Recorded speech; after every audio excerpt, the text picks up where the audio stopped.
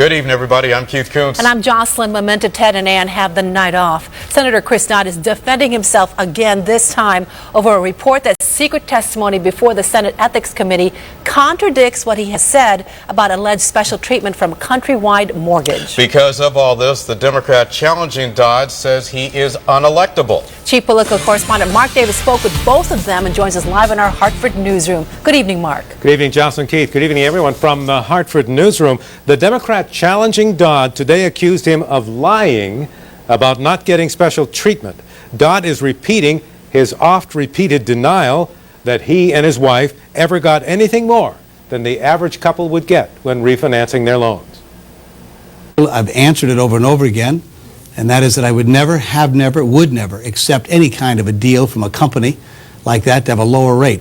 Senator, here's a thing that I think would have certainly have blown off some whistles for me if I were a sitting United States Senator, when they said that you could declare both your Connecticut and your Washington homes as primary owner-occupied residences. Banks don't do that for everybody.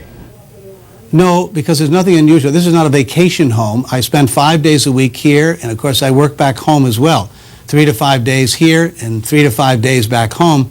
Well, I'm told there's nothing unusual about that at all, Mark, that because you work in both places, this is not a vacation home. I'm not going off where you go for a month or two and treat it differently in that regard. That's the answer I've been given. Well, yeah, when will the Ethics Committee rule on this matter?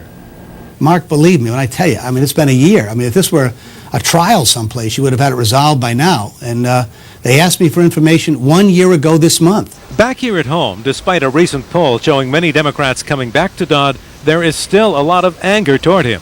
I think he lies to himself, and I just want him to be honest with himself or with us. I think he has made some mistakes, but I still like Senator Dodd very much. There's still questions that need to be, reconsidered, re-examined. He hasn't answered everything to your satisfaction. No. I believe Senator Dodd is unelectable, and I believe that I am very electable. Democrat Merrick Alpert officially announced he was challenging Dodd in May.